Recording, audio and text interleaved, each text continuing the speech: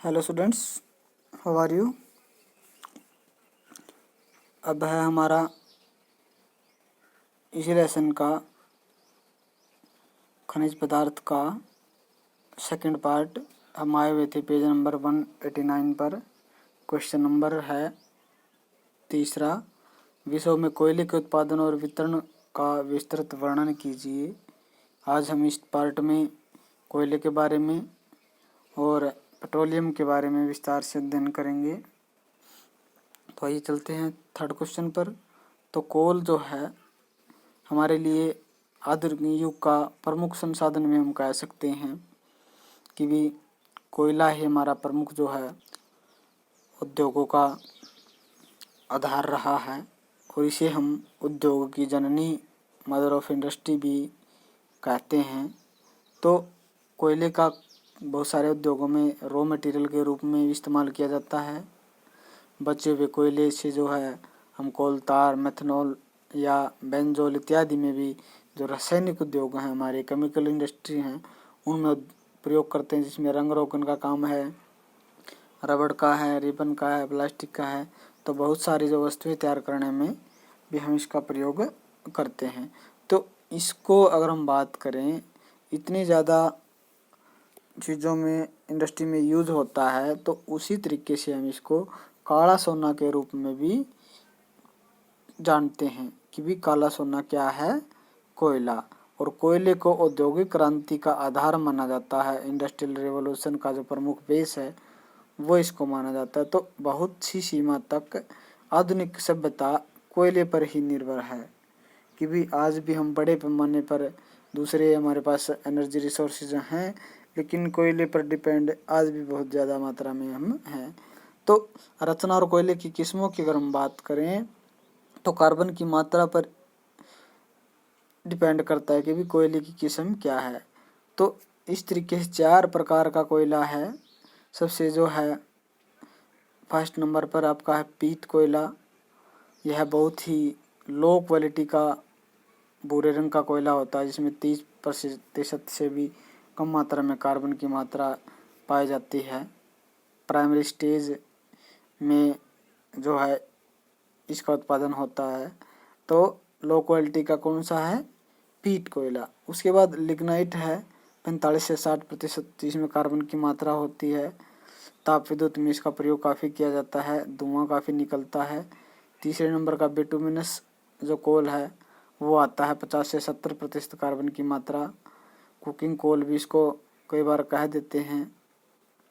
धातु गलाने, जलयानों में भी इसका प्रयोग किया जाता है। तो इस तरीके से हम कह सकते हैं स्टूडेंट्स कि भाई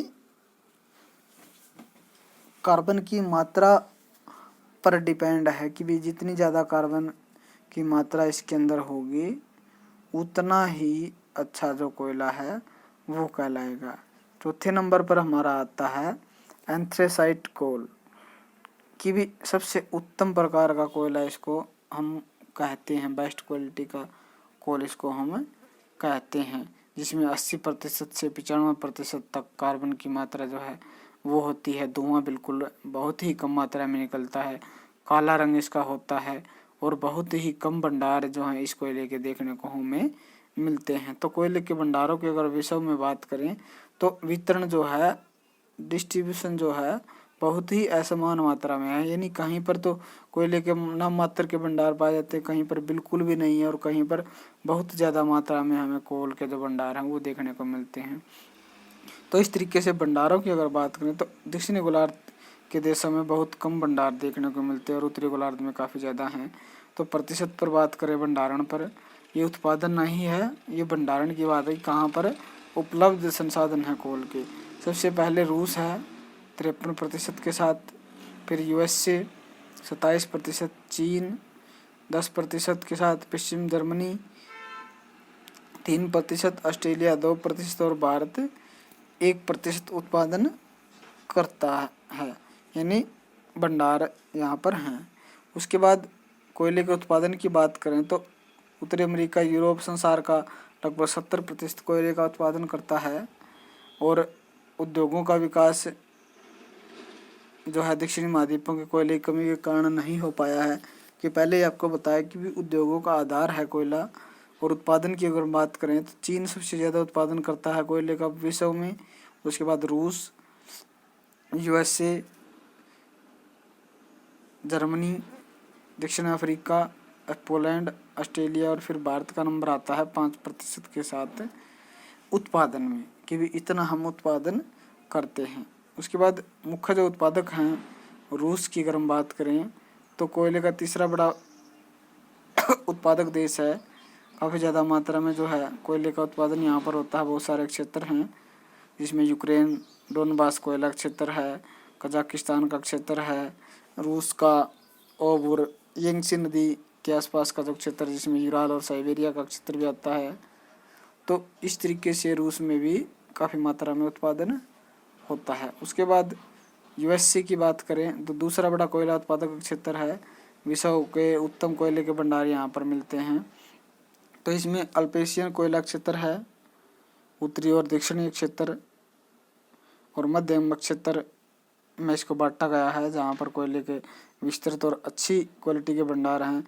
और यह देश का सबसे बड़ा इस्पात केंद्र भी है पीटर्सबर्ग, जहाँ पर आधुनिक मशीनों के साथ, कोयले खदानों के साथ कोयले का जो उत्पादन है वो किया जाता है। कुछ आंतरिक क्षेत्र भी हैं कोयले के, बिटुमिनस कोयले के, जिसमें उसके बाद प्रशांत सागरीय तटीय क्षेत्र हैं, खाड़ी क्षेत्र हैं, रॉकी पर्वत श्रृंखलाएँ हैं जहाँ पर कोयले का उत्पादन होता है। उसके बाद ग्रेट ब्रिटेन है, कोयले की अधिक गहरी जो खानें हैं वो यहाँ पर पाई जाती हैं। श्रमिकों की कमी है तो इसके कारण उत्पादन भी कम होता है। तो इसके बाद जो है इन क्षेत्रों में लंकाशायर का क्षेत्र है, मिडलैंड का क्षेत्र है, बर्गिनम इस्पात उद्योग जहाँ पर है, क्लाइड घाटी, ग्लासगो का समुद्री जहाज उद्योग इसको हम कहते हैं। तो यहाँ पर भी कोयले का जो है उत्पादन किसी न किसी रूप में होता रहा है। जर्मनी की अगर हम बात करें तो वेस्टफेलिया, सारबेसिन और बेवरिया क्षेत्र सबसे महत्वपूर्ण हैं, जिसमें रूहर घाटी जो कोयला क्षेत्र है वेस्टफेलिया क्षेत्र में ही है। प्रसिद्ध कोयले की जो है सबसे बड़ा यूरोप का उत्पादक क्षेत्र, जहाँ पर उत्तम किस्म का एंथ्रासाइट कोयला मिलता है। और दूसरे महायुद्ध से पहले यहाँ दोनों प्रकार के जो हैं कोयला क्षेत्र हैं जो पश्चिमी जर्मनी में थे। तो इस तरीके से जो है जर्मनी कोयले के मामले में काफ़ी ज़्यादा उन्नत है। उसके बाद फ्रांस है, साब्रम्यूज घाटी में कोयला मिलता है। नीदरलैंड में भी काफ़ी ज़्यादा मात्रा में कोयले का उत्पादन होता है। चीन की अगर हम बात करें तो पहले स्थान पर है उत्पादन की दृष्टि में, और उत्तम प्रकार के कोयले के काफ़ी भंडार यहाँ पर देखने को मिलते हैं। तो इसमें जो है यांगसी सेंसी क्षेत्र जो है, और उसके बाद मंचूरिया में फ्यूसिन क्षेत्र और शांटुंग प्रायद्वीपीय क्षेत्र, हुनान और कांसू प्रदेश जो है सबसे महत्वपूर्ण है कोयले के। काफ़ी मात्रा में यहाँ पर कोयले के जो भंडार हैं वो मिलते हैं। जापान काफ़ी कम मात्रा में उत्पादन करता है, उद्योगों के लिए कोयले का जो है आयात करता है। भारत की अगर हम बात करें तो 1814 में कोयले की खुदाई की शुरुआत हुई थी, तब से लेकर अब तक जो है काफ़ी उन्नति भी की है। 2 क्षेत्र प्रमुख हैं, गोंडवाना कोयला क्षेत्र जिसमें पश्चिम बंगाल 30% के साथ, झारखंड 50%, मध्य प्रदेश, उसके बाद जो दूसरे राज्य हैं आंध्र प्रदेश, उड़ीसा की महानदी घाटी, महाराष्ट्र का चांदा, दूसरी खानें जो हैं वो यहाँ पर उत्पादन भारत में होता है। टर्सरी कोयला क्षेत्र की अगर हम बात करें तो असम के मामकुम, राजस्थान के बीकानेर और मेघालय के तमिलनाडु में जो है प्रमुख भाग है। और दक्षिणी भारत की बात करें, दक्षिणी गोलार्ध की अगर हम बात करें तो संसार का 4% जो है भंडार मिलता है। सबसे ज़्यादा उत्तरी गोलार्ध में ही कोयले के भंडार हमें देखने को मिलते हैं। उसके बाद आता है हमारा खनिज तेल भंडार। कोयले के साथ खनिज तेल का भी जो है उत्पादन काफ़ी मात्रा में होता है। तो भंडारों की अगर हम बात करें तो जिस तरीके से आज हम यूज कर रहे हैं तो 2050 तक आते आते विश्व के लगभग कोयले के भंडार जो हैं वो समाप्त हो जाएंगे। तो सबसे ज़्यादा जो भंडार हैं वो सऊदी अरब में, उसके बाद कुवैत, ईरान, रूस, संयुक्त राज्य America, Iraq, Abu Dhabi, China, Nigeria और फिर भारत 1% के साथ भंडारण में है। उसके बाद उत्पादन की अगर हम बात करें तो फारस की खाड़ी उत्तरी अमेरिका के कैरेबियन सी, दक्षिण पूर्वी एशिया के क्षेत्र, या जो है 70% तेल जो है सबसे पहले स्थान पर सऊदी अरब, दूसरे स्थान पर यूएसए का आता है। पहले स्थान पर रूस है, दूसरे स्थान पर सऊदी अरब और तीसरे पर यूएसए का नंबर उत्पादन में आता है। तो रूस, यूक्रेन और कोकेशिया को मिलाकर 21% का उत्पादन करते हैं खनिज तेल का। उसके बाद संयुक्त राज्य अमेरिका 18%, सऊदी अरब 7%। तो इस तरीके से जो है भारत सिर्फ 1% का जो है विश्व के मुकाबले तेल का उत्पादन करता है। और इसमें दक्षिण पश्चिमी जो एशिया के जो देश हैं वो काफ़ी ज़्यादा जो है उत्पादन करते हैं। महत्व की अगर हम बात करें तो कुछ क्षेत्र जो हैं विकसित नहीं हैं, अधिकतर जो देश हैं तेल का निर्यात कर देते हैं जहाँ पर उत्पादन ज़्यादा होता है। और इसी से जो अरब देशों की जो इनकम है वो होती है। मुख्य जो देश हैं ईरान में मस्जिद सुलेमान, लाली प्रमुख क्षेत्र हैं अबादान, इराक के किरकुक प्रसिद्ध क्षेत्र हैं, सऊदी अरब में भी काफ़ी ज़्यादा मात्रा में उत्पादन होता है। उसके बाद ये जो हैं अपना जो उत्पादन है करते हैं पाइपलाइन के द्वारा एक देश से दूसरे देशों में भेजने का काम करते हैं। उसके बाद रूस की अगर हम बात करें तो विश्व का जो खनिज तेल में सबसे बड़ा उत्पादक देश है, भंडारों की दृष्टि से दूसरे नंबर पर आता है। तो नए खोजों का उत्पादन भी यहाँ पर अधिक हो रहा है। तो उसके बाद काकेशिया है, तुर्कमेनिस्तान है, संयुक्त राज्य अमेरिका है। उसके बाद मध्य महाद्वीपीय क्षेत्र हैं जो सबसे बड़ा, जिसमें लुजियाना, ओक्लाहोमा और ये क्षेत्र शामिल हैं। उसके बाद लतानी अमेरिका का क्षेत्र है, कम गहराई पर तेल निकलता है। खपत जो है अधिक होने के कारण या कुछ क्षेत्रों में खपत बहुत कम होने के कारण ये जो तेल को निर्यात भी कर देते हैं। उसके बाद अमेरिका में Venezuela, Colombia, Argentina, Brazil, Bolivia, Peru, Mexico में भी तेल काफ़ी मात्रा में निकाला जाता है। यूरोपीय देशों में Romania, England, France, Italy, Germany.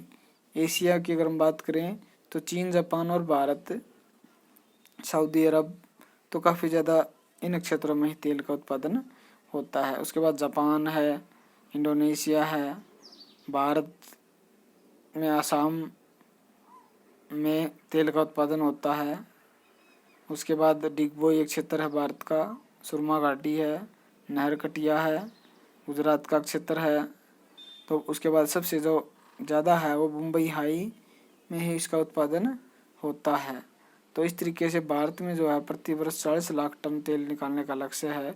और कावेरी डेल्टा में भी तेल का उत्पादन जो है अगर यहाँ पर मिलता है तो काफ़ी ज़्यादा मात्रा में उत्पादन होने की आशंका है। उसके बाद पेट्रोलियम की अगर हम बात करें तो संरक्षण की सबसे ज़्यादा ज़रूरत है, क्योंकि समाप्य संसाधन है और भविष्य में अगर इन भंडारों को हमने सुरक्षित नहीं रखा तो आने वाली जो पीढ़ियां हैं इससे वंचित रह जाएंगी। तो खनिज तेल है काफ़ी कमी हो जाएगी। अधिकतर वैज्ञानिकों का मत है कि पेट्रोलियम जो है कुछ शताब्दियों में ही समाप्त हो जाएगा, 2050 तक इसके समाप्त होने के आसार माने गए हैं। तो हम कह सकते हैं कि भी अनावश्यक उपयोग ना किया जाए, संरक्षण किया जाए, सदुपयोग किया जाए और वैज्ञानिक विधियों का प्रयोग करके नष्ट होने वाले तेल को बचाया जा सकता है।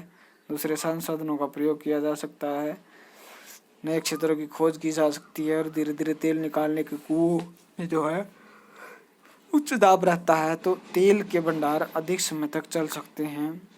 कम मात्रा में हमें अगर हम तेल निकाल लें तो उत्पादन इसका कम किया जाए, दूसरे संसाधनों पर डिपेंड हो सके तो हम बचाया जा सकता है। तो हम कह सकते हैं कि भी पेट्रोलियम और कोयला आधुनिक विश्व की उन्नति का कारण है, तो इनका संरक्षण भी करना ज़रूरी है क्योंकि समाप्य संसाधन है। तो स्टूडेंट्स आज के लिए ये 2 ही टॉपिक हैं आपके, कल के पार्ट में हम बाकी लेसन को कंप्लीट करेंगे। आज के लिए इतना ही। Have a nice day students.